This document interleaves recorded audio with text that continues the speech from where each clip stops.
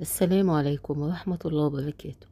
ازيكم حبايبي، عاملين ايه؟ يا رب تكونوا بخير. طبعا انا بقالي كتير قوي ما طلعتش معاكم فيديوهات. بقالي فترة طويلة، وحشتوني جدا. بس كان غصب عني والله، كان لظروف صحية. آه وانا الحمد لله رجعت لكم، مبسوطة جدا جدا ان انا رجعت اعمل فيديوهات تاني. وحشتوني قوي قوي قوي. واتمنى ان الفيديو يكون خفيف عليكم، فيديو ظريف ولذيذ. وهو طبعا المقبلات دي من الحاجات الحلوة قوي، اللي بتفتح نفسنا على الاكل. نقدر نقول عليه مكدوس الليمون، نقدر نقول عليه كبيس، زي ما انتوا عايزين. بس هو الاسم الاغلب مكدوس. عندنا كيلو ليمون، هنحطه في مية مغلية على النار، ياخد غلوة واحدة، مش هسيبه يتهري. يعني هي غلوة واحدة بس ينزل المرارة بتاعته. وكمان لما باخده غلوة واجي اقطعه واشيل البذر منه، بيبقى اسهل بكتير جدا عن ما يكون ني. وبكده كمان انا ممكن اكله تاني يوم على طول يعني. شايفين شكل الليمون يبقى متماسك كده، مش مهري، يا دوب لونه يتغير. حطيته في ميه ساقعه شويه عشان يبرد بسرعه، وبعدين سبته لما صفى ميته خالص. قطعته اربع تربع كده، وشلت منه البذر.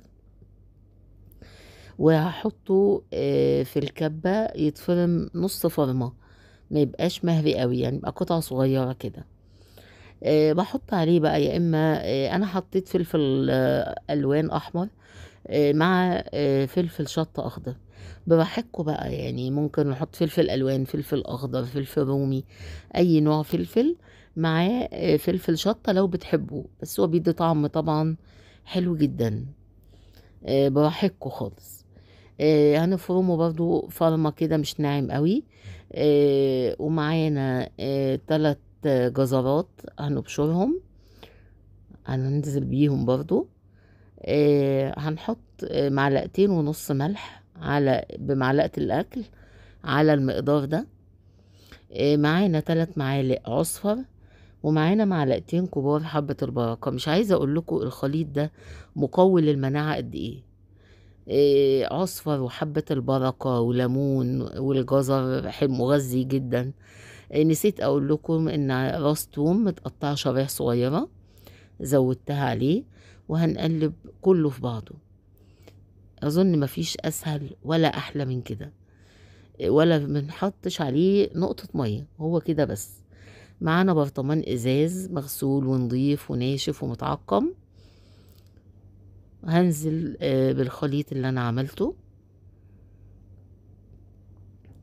على فكرة الكمية دي عملت لي يعني البرطمان ده تقريبا الكيلو، وعملت لي واحد كمان اصغر منه نصه. يعني عملت نص برطمان كمان، عملت كمية كويسة جدا يعني.